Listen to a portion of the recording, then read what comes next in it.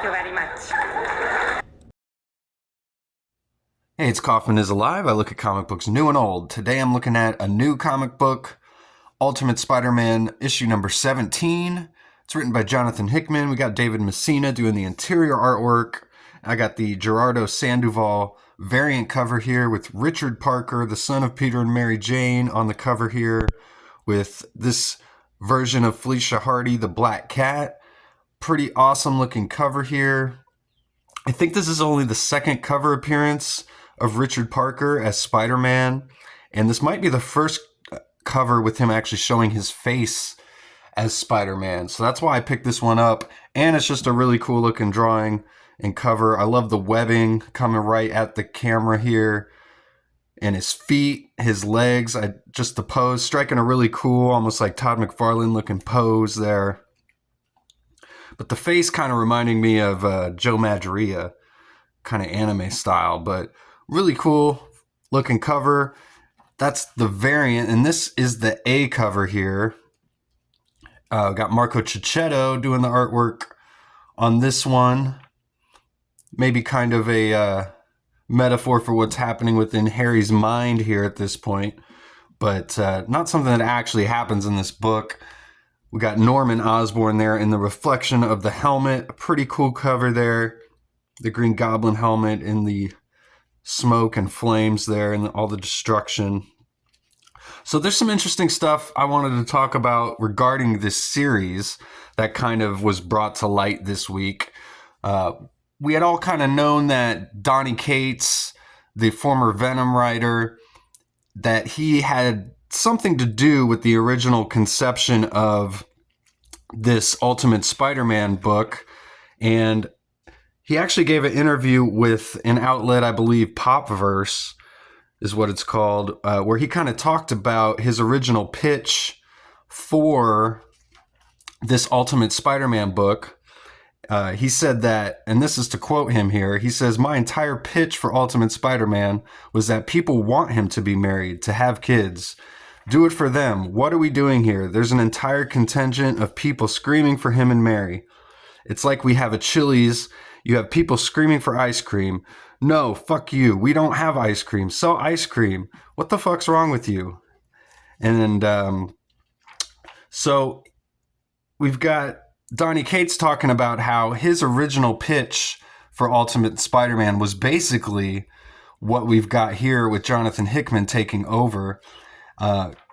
And Cates went on to say that in his version, he would have killed Gwen Stacy and tried to break Peter Parker as much as he could. That was his whole vision for this series. But Hickman went on here and took some of the ideas that Donny Cates had, like Peter and Mary Jane being together and having kids, and he's putting his own spin on it. So kind of taking the original premise from Donny Cates, and he's just writing completely different stories.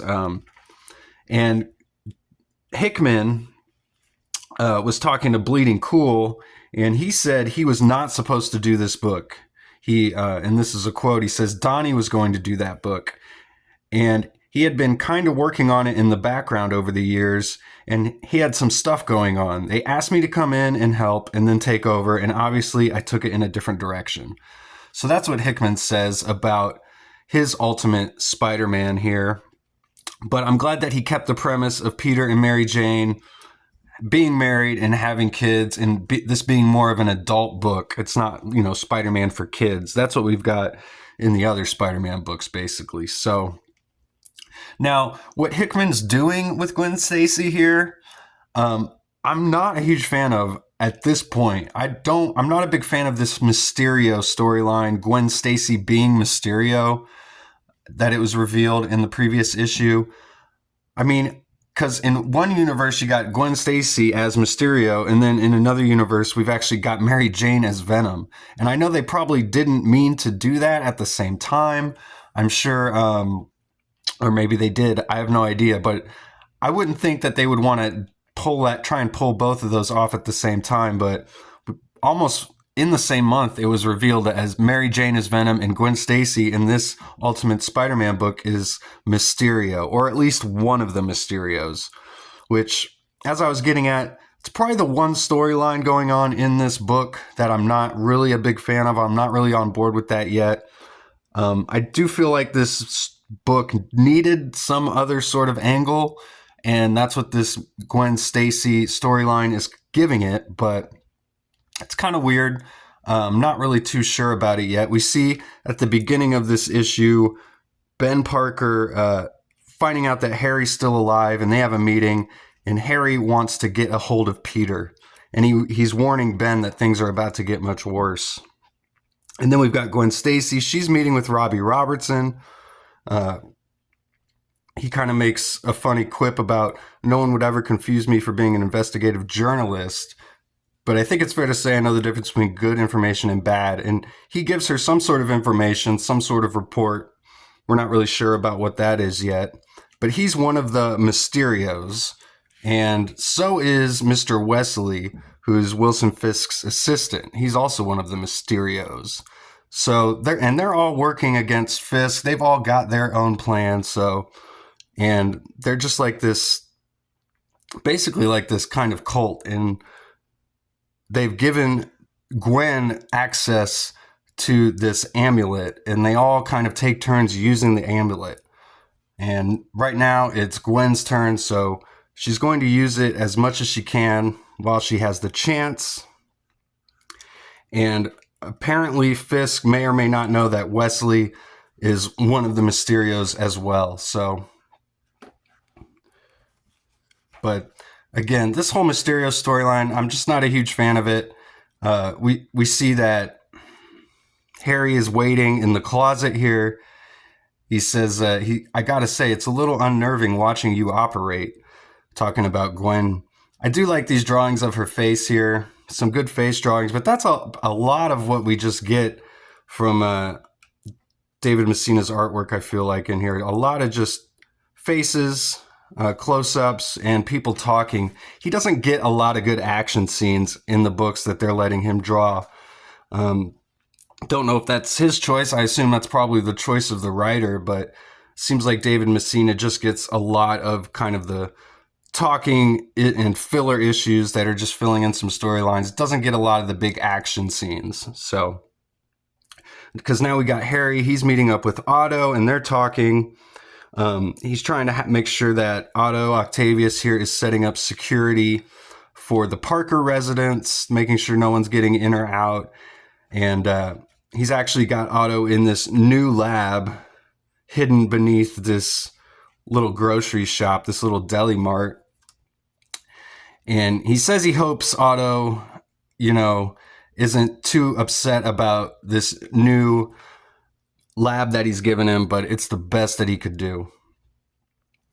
And he warns Otto not to mess with the Parker stuff, and Otto's kind of offended that he would even tell him that, it seems like. So I feel like this whole storyline with Otto Octavius is going to be leading towards him, either choosing the Kingpin or choosing the Osborns.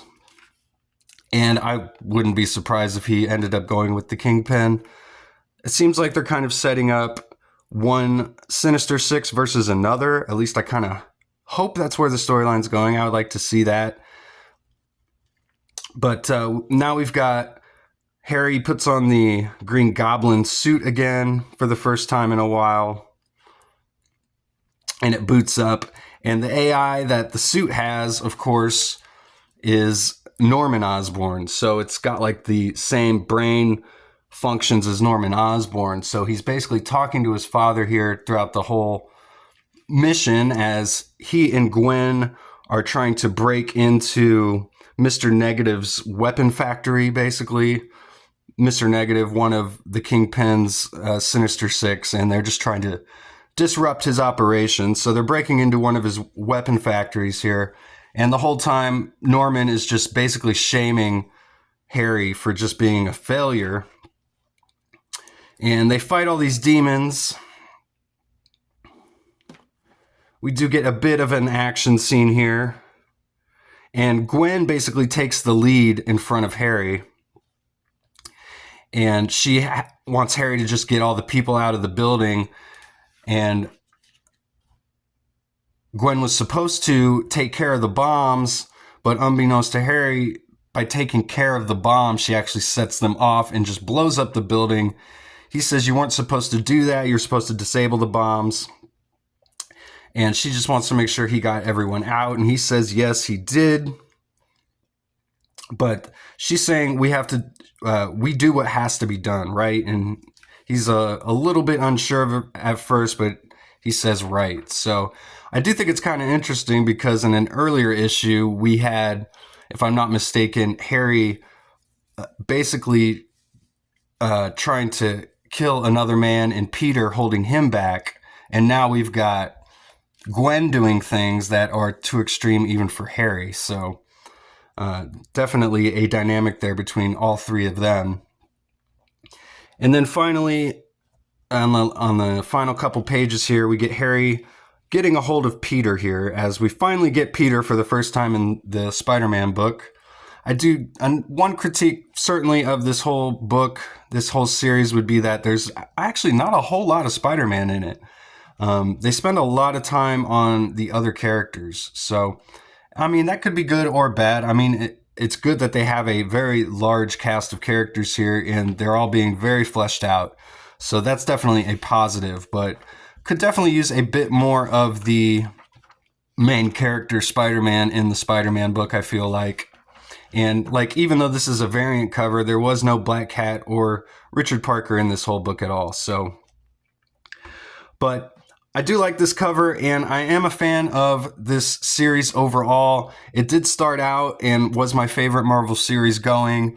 It's had a couple missteps here and there, but overall, this is a very strong series at Marvel. So definitely go check these out. I have done reviews of, I think, pretty much every issue. So go back and check those out on my channel, and please subscribe if you haven't yet so you can get all those videos showing up on your daily feed.